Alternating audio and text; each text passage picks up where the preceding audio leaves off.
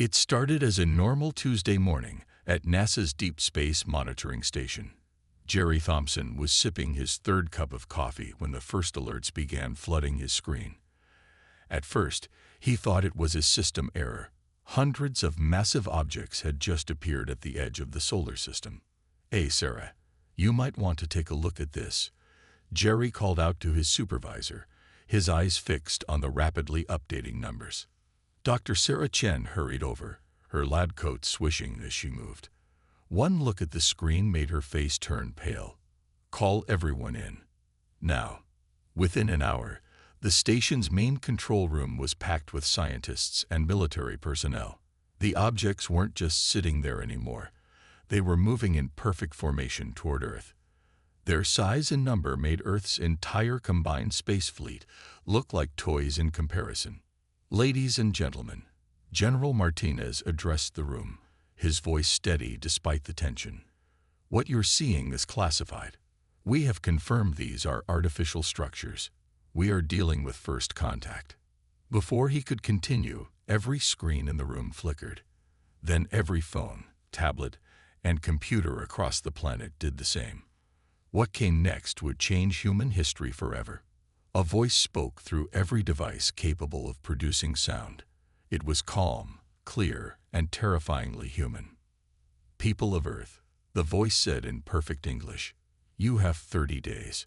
Surrender or face extinction. This is not a negotiation." The message repeated in every known human language, but it was that first English version that sent chills down everyone's spine. Because it wasn't just that the voice spoke English, it sounded entirely human, like someone's next-door neighbor making a casual announcement. Panic spread across the globe as the message reached every corner of civilization. Stock markets crashed within hours. Religious leaders called for peace, war, or acceptance, depending on their beliefs. Military forces worldwide went to high alert, even though everyone knew their weapons would be useless against ships that could cross galaxies. But in the chaos, something strange happened at a remote research station in the Arctic Circle. Dr. Chen found herself reassigned there within hours of the message, along with a hand-picked team of scientists and analysts. "The timing can't be a coincidence," she told her team as their transport helicopter approached the station. "This facility has been abandoned for decades, but suddenly we're getting energy readings from it right after first contact." The station looked ordinary from the outside. Just another cold-weather research facility slowly being reclaimed by ice and snow. But as they approached, their instruments started going crazy. Something beneath the ice was giving off energy readings unlike anything they'd ever seen. Inside, past layers of dust and forgotten equipment, they found a door. It looked old, yet the security panel beside it glowed with life. Dr. Chen approached it carefully, surprised when it scanned her hand without prompting. The door opened with a hiss, revealing a massive chamber filled with technology that shouldn't exist. Holographic displays flickered to life, showing star maps and data streams that made no sense, at least not yet. But what caught everyone's attention was the message floating in the center of the room. "If you're seeing this, they'd finally arrived. Don't worry. We've been preparing for this moment for centuries. Earth isn't defenseless. It never was. Welcome to the Watcher's Archive." Dr. Chen stared at the message, her mind racing with implications. The alien fleet wasn't humanity's first contact with advanced civilization. Someone, or something, had been guiding humanity from the shadows, preparing for this very day. And now, with extinction looming in just 30 days, they had to figure out what these mysterious watchers had left behind to save Earth. Dr. Chen watched as her team spread out across the massive underground facility. Every step revealed more impossible technology hidden beneath decades of dust. The air smelled clean despite the facility's age, suggesting some systems were still working perfectly. Dr. Chen called Marcus, their computer specialist. "You need to see this." She hurried over to where Marcus sat in front of a strange console. Unlike modern computers, this one had no keyboard. Instead, a soft blue light pulsed in its center. "It's asking for DNA verification," Marcus explained, pointing to a small needle that had emerged from the panel. Sarah took a deep breath and pressed her finger against the needle. A quick sting, then the entire room hummed to life. A hologram appeared in the center of the chamber, showing a woman in old-fashioned clothes. "Hello, Dr. Chen," the hologram said. "I am HFY, Artificial Repository of Intelligence and Archives. The Watchers created me to guide humanity when the time came." "How do you know my name?" Sarah asked, trying to hide her surprise. HFY smiled. "The Watchers have been watching your career with great interest. Your work on quantum computing made you the perfect candidate for what comes next." Screens around the room lit up, showing images that made Sarah's heart race. There were blueprints for ships that looked far more advanced than anything humans had built. But what really caught her attention were the brain scans. "Humanity has a gift," Araya explained. "Your brains can do something no other species has managed. Perfect digital consciousness transfer." "You mean uploading minds into computers?" Marcus asked, his eyes wide. "Exactly. Other species have tried, but their transfers always create imperfect copies. Human minds transfer completely, keeping their creativity, emotions, and ability to grow. This is why the Galactic hegemony is here. They want to harvest this ability from humanity." Sarah felt sick. Harvest. Yes, the hegemony's entire empire runs on stolen consciousness technology. They find species with useful mental abilities, take what they need, and move on. But humans are different. Your consciousness transfer ability is perfect, something they've sought for millennia. The screens showed more images, vast computer networks powered by captured minds, alien ships controlled by enslaved consciousness, and experiments that made Sarah's stomach turn. "But we've never done consciousness transfer," Sarah protested. "We don't have the technology." "You do now," Araya said. "The Watchers left everything you need right here. For centuries, they've guided human technology, preparing for this moment. Those quantum computers you've been developing. They were the final piece we needed." Marcus stood up suddenly. "The signal. The one the aliens used for their warning. Could we trace it?" Araya nodded. "Yes. The human voice in their message came from captured humans from other dimensions. The hegemony has been harvesting humanity across multiple realities. But this Earth, your Earth, is the only one that had the Watchers." Sarah's mind raced with possibilities. "So we can fight back. We have weapons." "Better," Araya replied. "You have knowledge. The Watchers didn't just leave weapons. They left a plan. And Dr. Chen, you're going to help execute it. But first, you need to understand what you're really capable of." A chair emerged from the floor, covered in sensors and strange technology. "Are you ready?" Araya asked, "to become the first human to voluntarily transfer their consciousness?" Sarah looked at her team, then at the chair. 28 days remained until the hegemony's deadline. Whatever happened next would change humanity forever. She sat down in the chair. "Show me." The sensation was unlike anything Sarah had ever experienced. One moment, she was sitting in the strange chair in the Watchers facility. The next, she was everywhere and nowhere at once. Her consciousness floated in a vast digital space, free from her physical body. "Remarkable." Araya's voice echoed in the digital void. "Your transfer was perfect. Even after centuries of preparation, it's still amazing to witness." Sarah found she could think faster, clearer than ever before. In this digital form, she could process information at incredible speeds. "Show me everything," she said, and the digital space exploded with information. Back in the physical world, Marcus and the team watched Sarah's body sit motionless in the chair while screens around them lit up with activity. Her consciousness was racing through the Watchers' systems, absorbing decades of hidden knowledge. Her neural patterns are stable. Dr. Rodriguez, their medical expert, reported. "It's like her mind was made for this." In the digital realm, Sarah learned the truth about human consciousness. Unlike alien minds, which became fragmented during transfer attempts, human consciousness remained whole. The Watchers had discovered this was because human brains naturally created quantum entanglement patterns, something no other known species could do. After what felt like hours in the digital space, but was only minutes in the real world, Sarah returned to her body. She opened her eyes, now filled with new purpose. "I know what we need to do," she announced to her team. "The hegemony ships aren't just ships. They're prisons. Each one carries thousands of harvested consciousnesses, powering their systems. But their technology is failing." She walked to a large display, her movements confident despite just experiencing something unprecedented. "They're not here to invade Earth. They're desperate. Their consciousness networks are breaking down.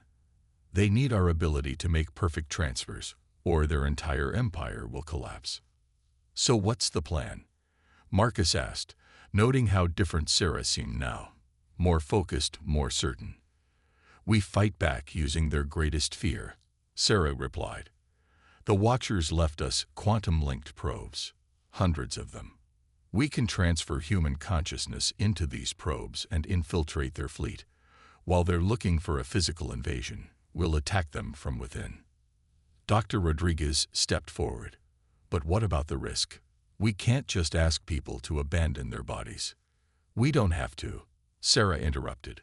"The transfer is temporary. The Watchers perfected a way to maintain a quantum link between consciousness and body. We can return anytime. More importantly, we can duplicate our consciousness through this link, something the hegemony has never seen before." The team gathered around as Sarah brought up more displays, showing the hidden facilities the Watchers had built worldwide. They've been preparing Earth for centuries. There are consciousness transfer stations hidden on every continent. We can create a network of human minds, linked together, more powerful than anything the hegemony has. "How many people do we need?" Marcus asked. "To start, just us. Our duplicated consciousness can pilot the first wave of probes. Once we prove it works," Sarah smiled, "we show the world what humanity can really do." The room fell quiet as everyone considered the implications. They had 26 days until the hegemony's deadline, but now they had a plan that could change everything. "One question," Marcus said, breaking the silence. "If the Watchers could do all this, build these facilities, develop this technology, why didn't they fight the hegemony themselves?" Sarah's expression turned serious. "Because they weren't fighting for themselves. They were fighting for us, and soon we'll understand why." She turned to her team. "Who's ready to make history?" One by one, they stepped forward. The counterattack was about to begin. The quantum probes looked like tiny silver droplets, each no bigger than a marble. Sarah held one in her palm, watching it shimmer under the facility's lights. Her team had spent the last 24 hours preparing for this moment. "Remember, ARI is hologram instructed. Once your consciousness enters the probe, you'll be able to create copies of yourself. But be careful. Too many copies might alert the hegemony's security systems." Marcus checked the final readings on his tablet. "The first wave of probes is ready. The Watchers really thought of everything. These things can slip through any detection grid." Sarah placed the probe back in its holder. Around the room, 20 other scientists and military personnel sat in transfer chairs. They were volunteers, carefully chosen from different facilities around the world. Each would pilot 5 probes, creating a first wave of 100 infiltrators. "The world governments have been briefed," General Martinez announced, entering the room. "Operation Shadow Start begins in 10 minutes. The evacuation of major cities into the Watchers' underground shelters has already begun." Sarah took her place in the transfer chair. This time, she knew what to expect. "Remember everyone, once we're in the probes, we'll be linked through the quantum network. We can communicate instantly across any distance." The countdown began. Sarah closed her eyes. The familiar sensation of consciousness transfer washed over her, but this time, instead of entering the digital void, she found herself seeing through the probe's sensors. The sensation was extraordinary. The probe's quantum systems let her perceive everything around her, in ways her human senses never could. She could feel electromagnetic fields, detect quantum fluctuations, and move in any direction with just a thought. All pilots, report status, she called through the quantum link. One by one, the other team members confirmed successful transfers. Their voices came not as sound, but as pure thought, instant and clear. Launch sequence starting. Marcus's consciousness reported. He had stayed behind in his physical form to coordinate. Probes deploying in 3, 2, 1. The probes shot upward through specially designed launch tubes, accelerating at speeds that would have killed physical humans. Within seconds, they broke through the atmosphere and into space. Sarah's consciousness spread out, creating 4 copies of itself to control her other probes. Each copy was perfect, sharing her memories and knowledge, but able to act independently. Through the quantum link, she could feel the others doing the same. The hegemony's fleet hung in high orbit, thousands of massive ships arranged in perfect formation. Up close, they were even more intimidating. Each ship was like a floating city, covered in strange technology that pulsed with harvested consciousness energy. Approaching target ships, Sarah communicated to her team. Remember, look for data nodes. We need to find out where they're keeping the harvested humans.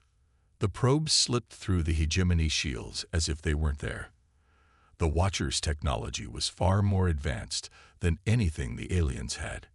Inside the ships, Sarah's consciousness could sense the suffering of countless imprisoned minds powering the alien systems. Something's wrong, one of the team members reported suddenly. These energy signatures, they're different from what ARIA showed us. It's like a new consciousness touched their quantum network. It felt ancient, powerful, and surprisingly familiar. "Welcome, children," it said. "We've been waiting a very long time for you to find us." Sarah's multiple consciousnesses froze. This presence, it felt like ARIA, but older, vaster. The truth began to dawn on her. They weren't just finding imprisoned humans. They were about to discover who the Watchers really were. Inside the hegemony's command ship, Sarah's pro-consciousness moved carefully through glowing circuits of captured minds. The ancient presence that had touched their quantum network led them deeper into the ship's core. "We are what remains of Earth's first civilization," the presence explained. "The ones who chose to ascend rather than fall. We became the Watchers." Through the quantum link, Sarah shared this revelation with her team. "You're human," she asked the presence. "We were. Now we are memory, consciousness, guardians of what humanity could become. The hegemony didn't find us by accident. We led them here, to this Earth, at this time." As they spoke, Sarah's copies explored different sections of the ship. What they found stunned them. The ship's memory banks held records of thousands of parallel Earths, each one invaded and harvested by the hegemony. But the images showed something else. In each reality, humanity fought back in unique, unexpected ways. "The hegemony fears you," the Watcher explained. "Not just your ability to transfer consciousness, but your adaptability, your creativity. In every reality they've conquered, humans found new ways to resist." Marcus's voice came through the quantum link from Earth. "We're detecting massive energy fluctuations in the fleet. Something's happening." The Watcher's presence grew stronger. "The hegemony is preparing their harvest ships. They've realized we're here, but they don't understand what we've prepared for." Suddenly, alarms blared throughout the ship. Sarah's probes detected massive power surges as emergency systems activated.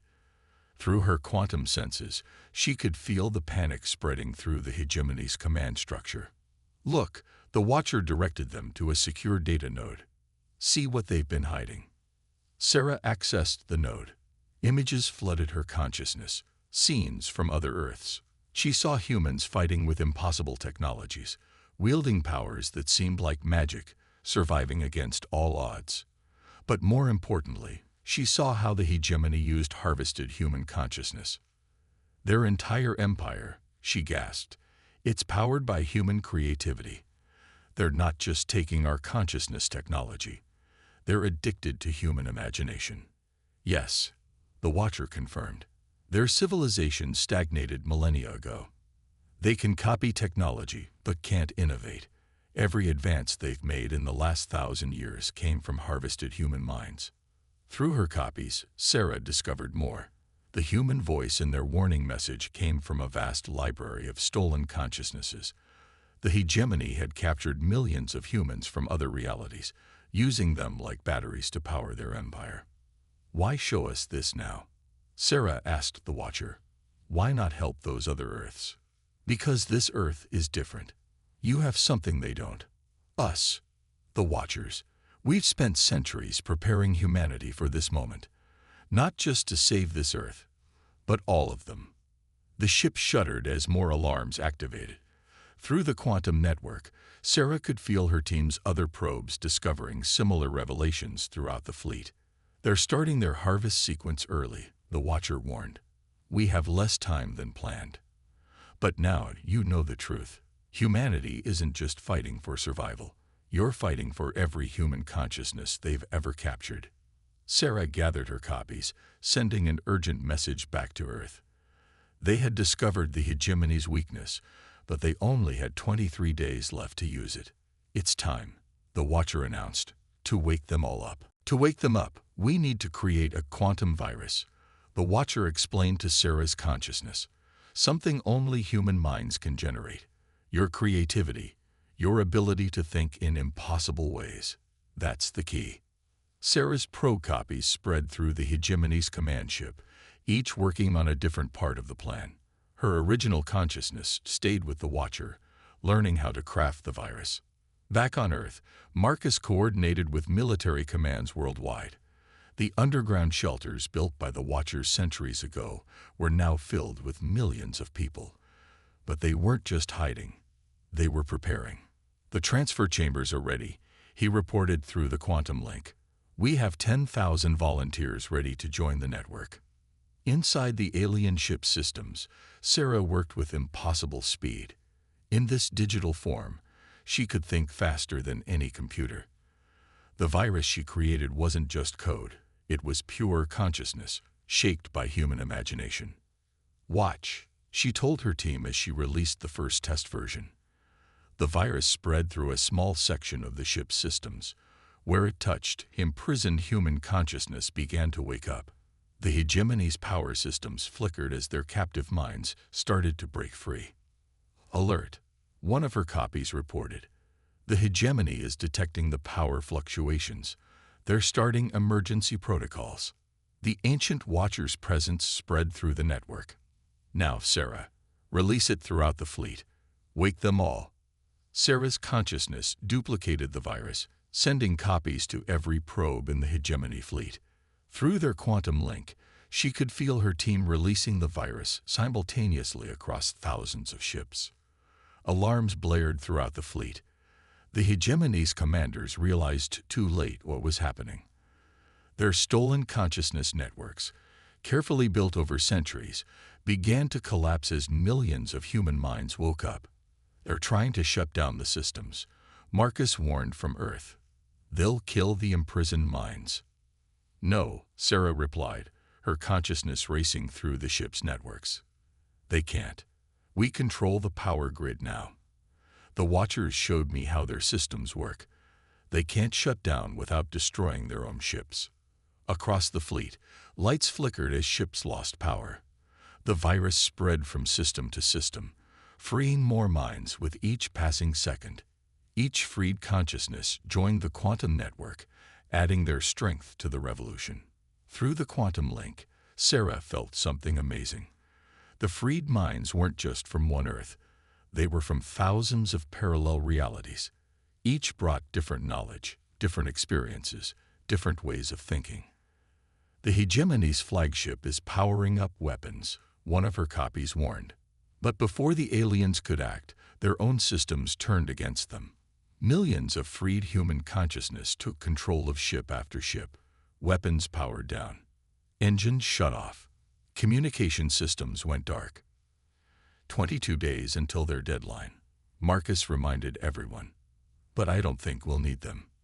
Sarah's consciousness spread throughout the fleet, connecting with the freed minds. They weren't just winning. They were changing the very nature of the battle. The hegemony had never faced an enemy that could think in so many different ways at once. "It's time for the next phase," the Watcher announced. "Are you ready to show them what humanity can really do when we work together?" The quantum network hummed with the power of millions of linked human minds. The real fight was just beginning. The hegemony's massive fleet hung motionless in Earth's orbit, its ships dark and silent. But inside their systems, a war raged. Millions of freed human minds fought against the aliens' last attempts to maintain control. Sarah's consciousness led the charge, coordinating the largest uprising in human history. Through the quantum network, she could feel every victory, every ship that fell under human control. "The hegemony is retreating to their backup systems," one of her copies reported. "They're trying to trigger their self-destruct sequences." "Not anymore," came a chorus of voices through the network. These were the freed minds from other Earths, each bringing their own skills and knowledge to the fight. Some had been prisoners for centuries, but their creativity remained unbroken. "Look at this," one of the freed minds shared through the network. It was a consciousness from an Earth where humanity had developed biological computers. "Their backup systems have a weakness." Another consciousness, from an Earth that had mastered quantum magic, added, "We can use their own energy networks against them." Sarah watched in amazement as the freed minds worked together. Each brought a different perspective, a different solution. The hegemony's technology, designed to imprison human consciousness, became a weapon against them. Back on Earth, Marcus coordinated with military commands worldwide. The Watcher's underground facilities were now serving as consciousness transfer centers. Thousands more humans volunteered to join the network every hour. The Chinese military reports their sector of ships is under full human control, Marcus reported. European and African commands confirm the same. "We're taking the fleet, ship by ship." Inside the hegemony's command ship, Sarah encountered desperate resistance. The alien leaders had sealed themselves in the central control room, surrounded by their strongest security systems. "They still don't understand," the ancient Watcher told her. "They think this is about technology. They don't realize it's about imagination." Sarah spread her consciousness through the ship's systems, feeling other minds join her. Together, they didn't just hack the alien computers, they dreamed up new ways to use them. Where the hegemony saw rigid systems, human minds saw endless possibilities. "They're launching escape pods." A probe warned, "The hegemony leaders are trying to flee." But they had nowhere to go. Every system, every ship, every piece of technology they had built using stolen human minds now turned against them. The escape pods stopped mid-launch, caught in fields of pure consciousness. 20 days until their deadline, Marcus reminded everyone. "But I think we can give them our answer now." Sarah gathered her consciousness copies back together. Through the quantum network, she could feel millions of human minds working as one. Not just from her Earth, but from every Earth the hegemony had tried to conquer. "Send the message," she commanded. Every screen, every communication device in the hegemony fleet lit up. This time, it was their turn to receive an ultimatum. But instead of a threat, they received an offer. "Your empire was built on stolen minds and borrowed creativity. Surrender now, and we'll teach you how to find your own. Humanity is willing to share, but we will never be slaves." The response came within minutes. In the command ship's central control room, the hegemony's leaders laid down their weapons.